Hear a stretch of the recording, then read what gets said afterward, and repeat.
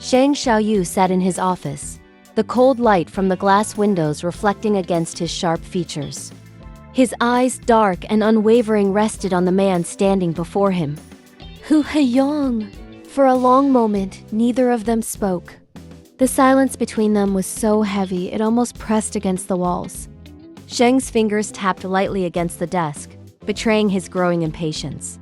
Finally, he leaned forward, his voice low, controlled, but filled with an edge that could cut glass. "What's going on between you and Shen Wenling?" The question came out like a blade unsheathed, direct, piercing.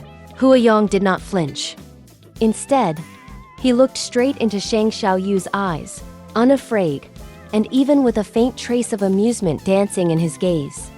There was fascination there too, like he was studying the man before him, memorizing every reaction. "What do you mean, Mr. Sheng?" he asked softly, almost innocently. Sheng's jaw tightened. His teeth ground together as he fought to contain the storm surging in his chest. What the hell else could it be? How did you get those injuries on your body when you came back the last 2 times? And what is this 1 after 8 nonsense? His voice cracked with anger at the end, and for a moment, even he didn't know whether he was furious or jealous. Hu Heng only smiled, a gentle, unhurried smile. "Mr. Sheng," he said calmly, "don't be jealous. I did all that myself." The words stabbed like a needle, but the playful lilt in Hua Yong's tone was unbearable. Who the hell was jealous?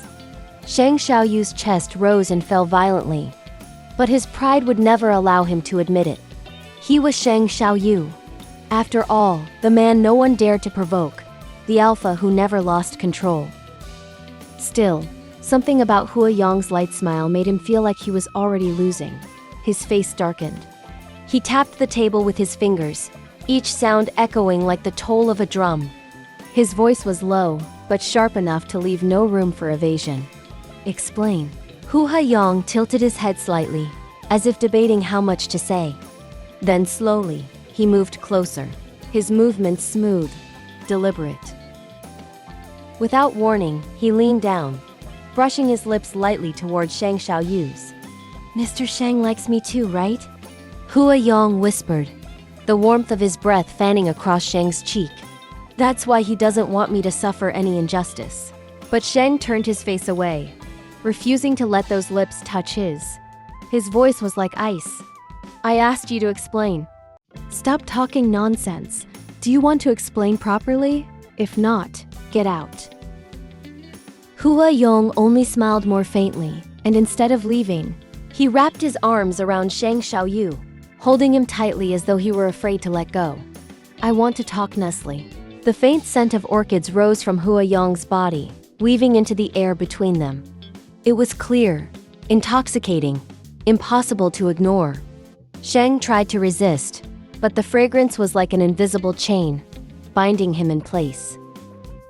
His anger trembled, softened though he would never admit it. Finally, Hua Yong spoke again. His voice was steady, gentle, but carried the weight of something raw, something he had long hidden. "At that time," he began slowly, "I was in my vulnerable period. I had mate-seeking syndrome. I was afraid of hurting you, so I found an excuse to leave." Sheng froze. His fingers curled against the desk. "Mate-seeking syndrome?" he repeated in disbelief. Hua Yong nodded. His eyes softened, but they never wavered from Sheng's face. "Yes, when I see you, I can't help but want to hold you. And when I can't see you, I go crazy. Because I like you too much." The confession struck like lightning. Sheng felt heat rise into his face, but he tried to cover it with disdain. "I don't think I'm that attractive." But Hua Yong only smiled again, eyes shimmering with unshakable certainty. "You are. Mr. Sheng is my poppy. My catnip. You're addictive."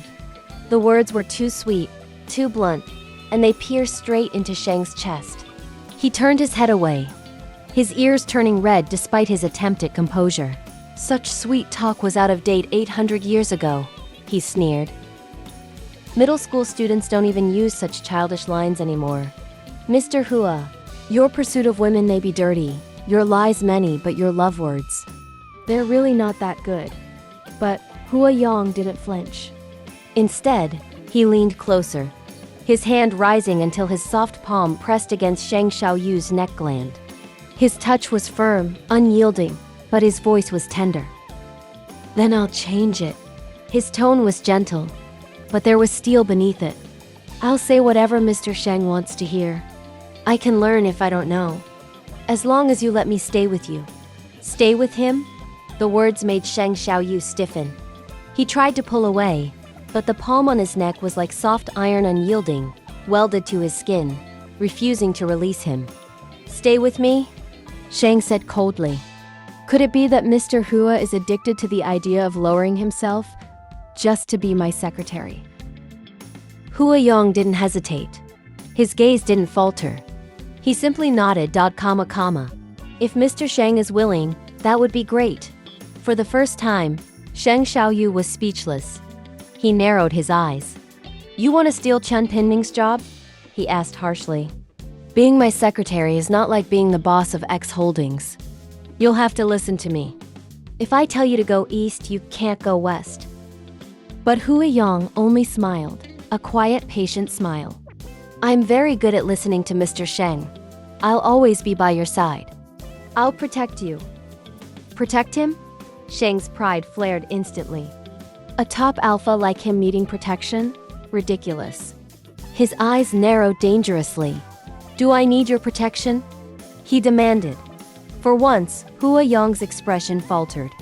He saw the spark of wounded pride in Sheng's eyes, and in that moment, he softened.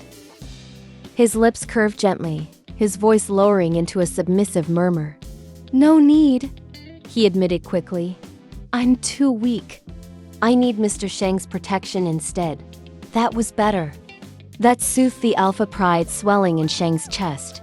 He finally leaned back in his chair, still glaring but no longer pushing Hua Yong away. His voice was grudging, but it carried the faintest trace of acceptance. And just like that, Hua Yong had done it. Through persistence, boldness, and a little shamelessness, the so-called flower secretary had successfully recommended himself. No longer the boss of X Holdings, Hua Yong now had a second job by Sheng Shaoyou's side, inside Shengfang Biology. His role, official secretary. And perhaps something far more dangerous to both their hearts. And that's where today's story ends. For now, Hua Yong has managed to slip past Sheng Shaoyou's defenses. But we all know this is only the beginning of their complicated, intoxicating bond.